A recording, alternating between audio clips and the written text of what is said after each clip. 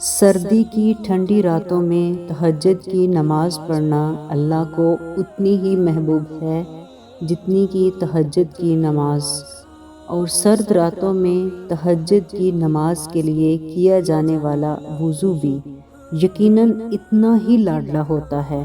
اللہ کو بہت پسند ہے جب انسان اپنا گرم بستر چھوڑ کر نماز تہجد کے لیے اٹھتا ہے اور اس کی محبت میں ٹھنڈے پانی سے وضو کرتا ہے۔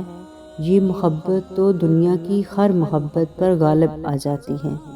اگر نماز تہجد کی ثواب اور فضیلت جان لوگے تو رات کو اس خوف سے سونا چھوڑ دو گے کہ کہیں نیند کی وجہ سے نماز نہ چھوٹ جائے، اور اگر اللہ راضی ہو جائے تو مقدر بدلتے ہوئے دیر نہیں لگتی۔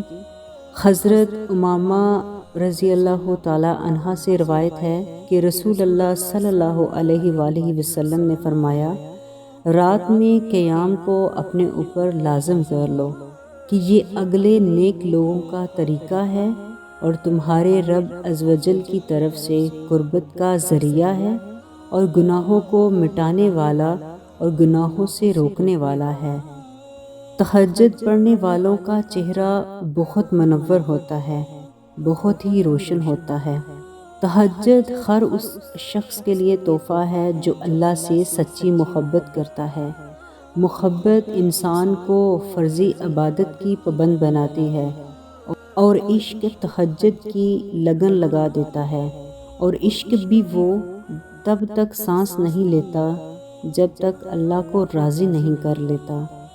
وقت تہجد آسمان کی جانب دیکھو تو محسوس ہوتا ہے جیسے ساری کائنات صبر کے رنگوں سے سجائی گئی ہے۔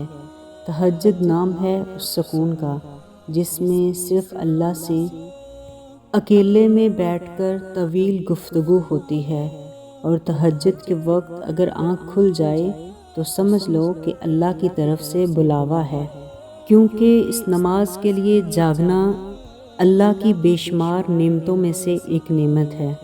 ایک درد بھری رات اللہ کے روبرو بیٹھ کر گزاری جائے تو زندگی کی باقی راتیں جاگ کر گزارنی نہیں پڑتی۔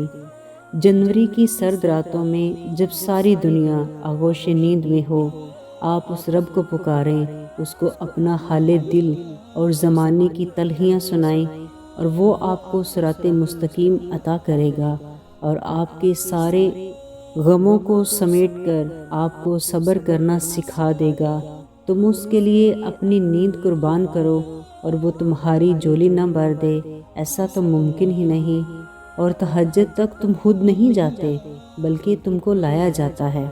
تم سجدوں کو نہیں چنتے بلکہ تمہیں سجدوں کے لیے چن لیا جاتا ہے، اور تہجد کی دعاؤں میں آنکھ سے بہنے والے آنسو اکثر دعاؤں کی قبولیت کا وسیلہ بن جاتے ہیں۔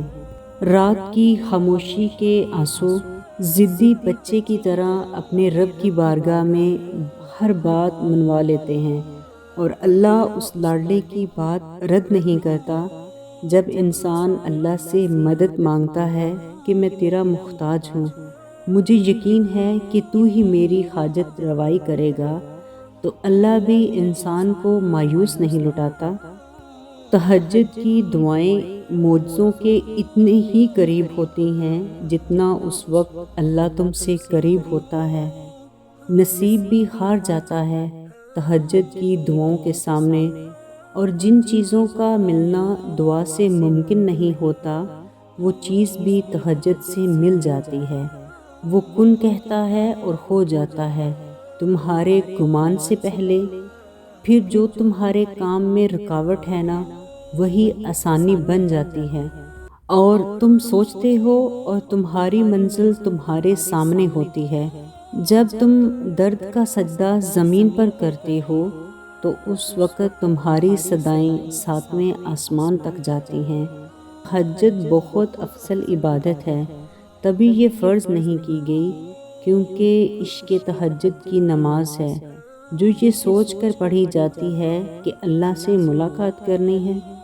جب انسان کا دل اللہ کی محبت سے بھر جاتا ہے تب اللہ انسان کے دل میں اتنی تڑپ پیدا کرتا ہے وہ پھر رات کے گپ اندھیرے میں اپنی سکون کی نیند کو چھوڑ کر اللہ سے ملنے آتا ہے۔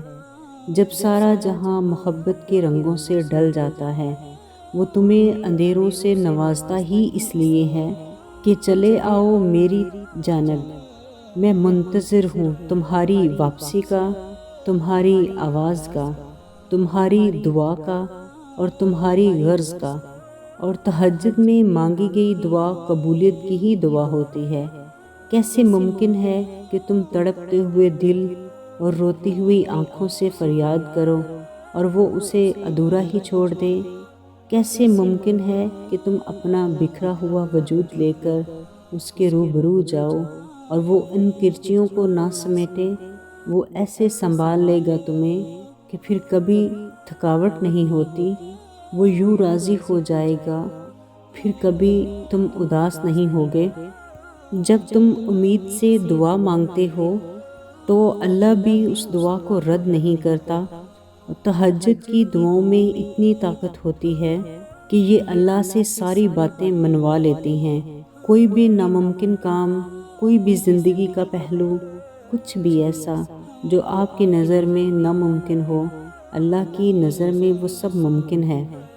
خوش نصیبی تو یہ ہوتی ہے کہ سارے عالم سے ٹھکرایا ہوا انسان جب درد اور کرب سے سجدے میں گرتا ہے تو بدلے میں اسے عالم نہیں ملتا بلکہ رب العالمین ملتا ہے۔ اور تہجد کا سجدہ بھی ان لوگوں کے نصیب میں لکھتا ہے جن کی دعاؤں سے اللہ نے ان کا نصیب بدلنا ہوتا ہے۔ تہجد کی دعاؤں میں جو اثر ہے اس کا نعم البدل کوئی نہیں۔ ادھورے قصے مکمل کروانے ہیں تو تہجد میں رب سے مانگو۔ جو دعائیں سالوں سے مانگ رہے ہو قبول نہیں ہو رہی، وہ بھی تہجد میں مانگنے سے قبول ہو جاتی ہیں۔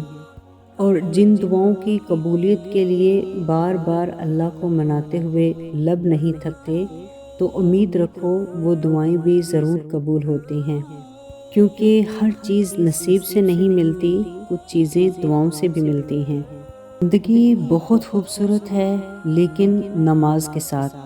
جو شخص نماز نہیں پڑھتا وہ سکون کا مطلب نہیں جانتا، ہمیشہ بے چین رہتا ہے، کبھی الجھا ہوا، کبھی بے صبرا تو کبھی ناشکرا۔ یہ نماز ہی تو ہے جو ہمیں رب پر بھروسہ کرنا سکھاتی ہے، ہمیں زندگی خوبصورت محسوس کرواتی ہے۔ جب بھی دعا کے لیے ہاتھ اٹھائیں، سب سے پہلے اپنی نماز کے لیے دعا مانگیں کہ اللہ ہمیں نماز قائم کرنے والوں میں سے بنائے، نماز پڑھے بغیر ہمارا گزارا نہ ہو۔ آمین۔